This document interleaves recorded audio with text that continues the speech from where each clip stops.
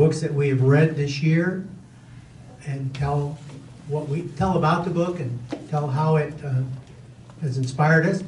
And I want to say clearly, this doesn't have to be the greatest book in the world. We've had all sorts of books.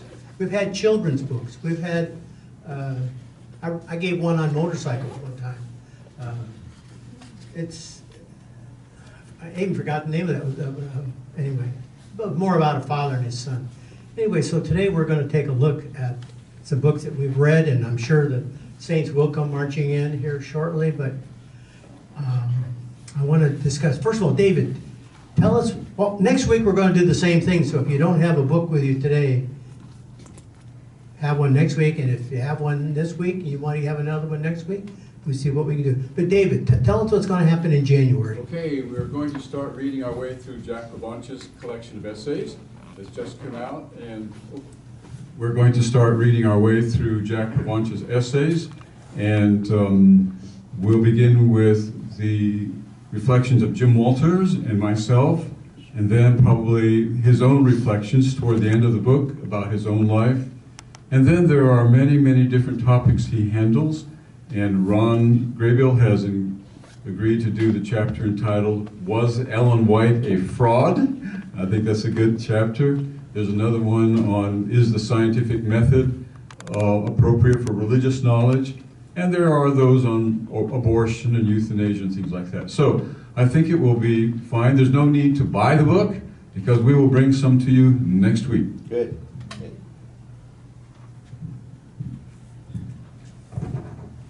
I'm looking forward to that because I know very little about Jack LaBanche, and I've been on David's case for a while. When are you going to get this done? When are you going to get this done? So now we have it out. I'm looking forward to it. Jack LaBanche has been a very important person, at least in this community. It passed away how many years ago now? Oh, what? 25 or 30? 25, okay. So come on in, Michael. We're saving a seat right here.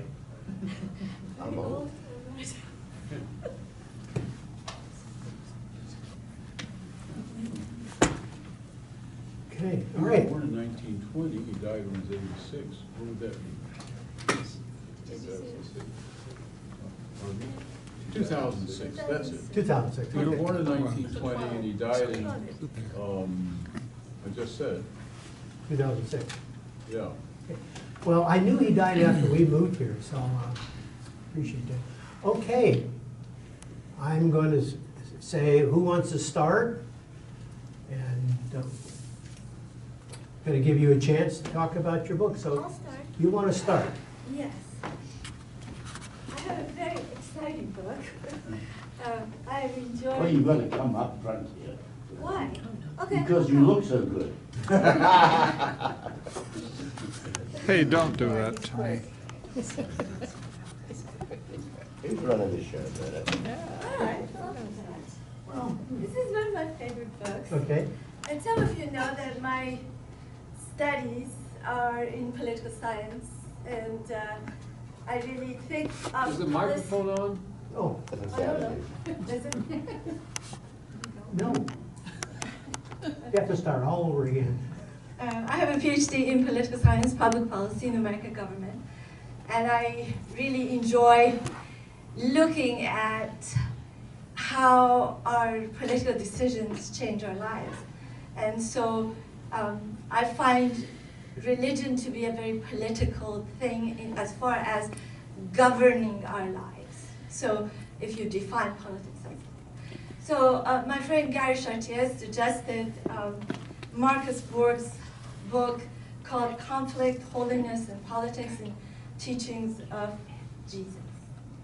It's fantastic because when Marcus Borg was writing his dissertation in the 80s, this is his dissertation, and it is a very delicious book to read if you haven't looked at it, because everything that he writes, he brings about his background, the research about it, and he approaches it as the hearers of Jesus. How did they hear what Jesus said? And the thing that I find very fascinating about this is that Jesus was a protester. He didn't appreciate the confinements that the church at the time of Jesus, the Jewish temple, the teachings of the Pharisees and the religious leaders, how they were confining the public. And he brings about the teachings of parables as protests, as how he overall everything that Jesus said, we don't understand it as such, but he was protesting against the ideas that the church was imposing on people. And I really liked it. And my dear friend, Dr. Tonstad, that I've known for last how many years, since we were very young, his conclusion boiled my blood. So I have to say that. Oh, and he is here. Yes. Okay. I don't know. Actually, I have to say that Sigmund, he ministered to me when I was 19 and he was 20, and I owe my interest in God to Sigma, actually. So I have very much appreciation of him. That conclusion. Ron, do you have this? Okay, Ron is keeping track of all the books so that we can. Mark's board. Okay, thank you very much. You don't have to come down because you're not that good looking. Actually, I don't know why. I don't even know why I give him the microphone. He doesn't need it. I'm going to stand over here near my friend Larson. I'm delighted to hear this morning that we're embarking on a review of Jack Pravancha's book, because there aren't many of you here who really had the privilege of sitting in the classroom every Sabbath morning to hear Jack Pravancha. And I did that for quite a few years. And he was a man whom I regarded as my mentor. So thank you. And thank you, David, for bringing that to our attention now and for writing your introduction to it.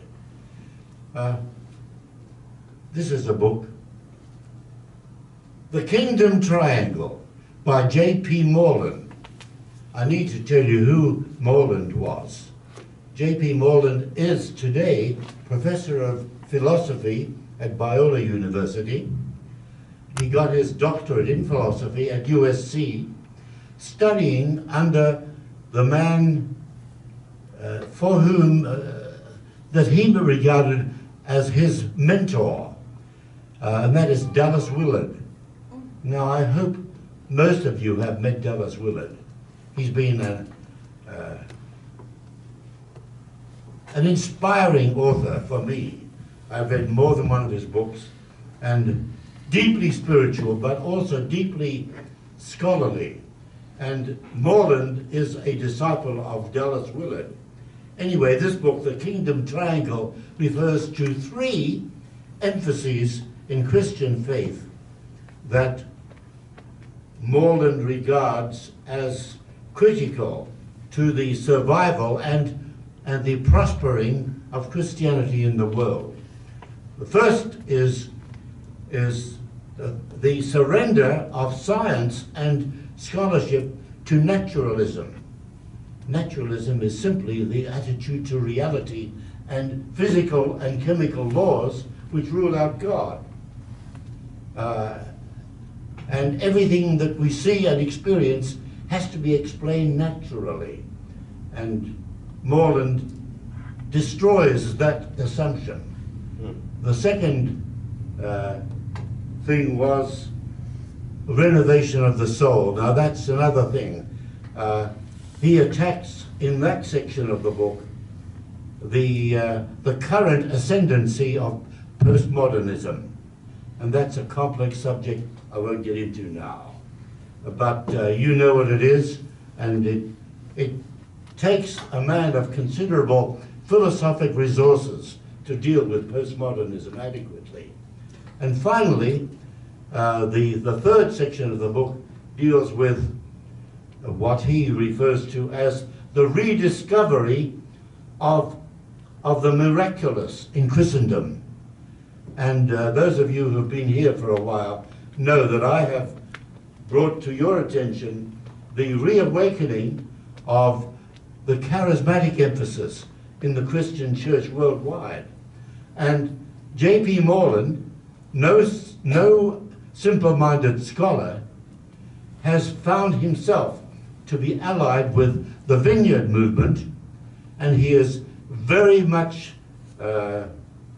emphasizing in this book that in this emphasis lies probably the future strength and prospering of Christendom. And in fact, he reminds us that that is today the cutting edge in the whole of the Christian world. The recognition of the Holy Spirit and the Spirit's presence and activity within the church. Thank you. Thank you.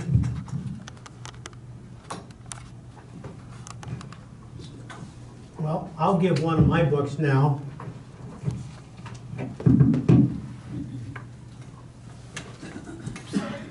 My son, my middle son, married a Vietnamese lady a year and a half ago. And this book, The Refugees, was suggested to us at our book club that Michael Werlish guides. And so we read this, and I found this fascinating for a couple reasons. One is because my daughter-in-law is Vietnamese. She immigrated here when she was 3 years old and moved to Thailand and then moved across to California. And and her family lives in the Sacramento area. The author of this book is Viet Thanh Nguyen. And I had to learn that Nguyen is Nguyen. But he's a Pulitzer Prize winner, and these are chapters of fiction, but based upon real issues. I think a couple of things that were important to me. One is that the Vietnamese people, by and large, are not immigrants. They're refugees. They didn't come here just to come here. They left for a specific reason.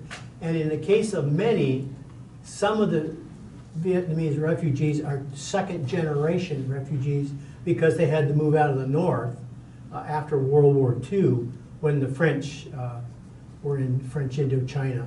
So they had to move 2 times.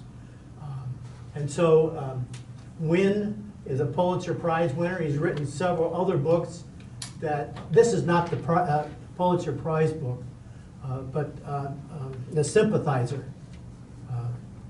Many of the Vietnamese that came to America still supported Ho Chi Minh. So anyway, I think the other part of it about this book is because I came of age during the Vietnam War.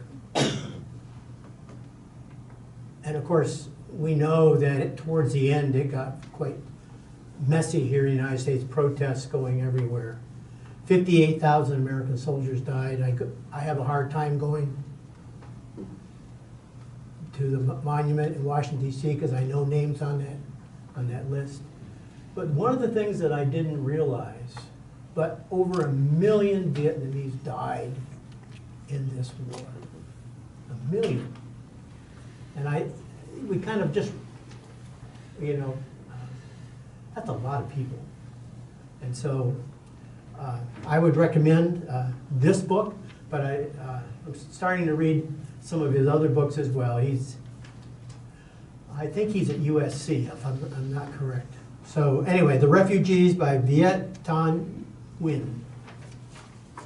Can I just add? Yeah. I have read The Sympathizer, and that is a very compelling read because the protagonist is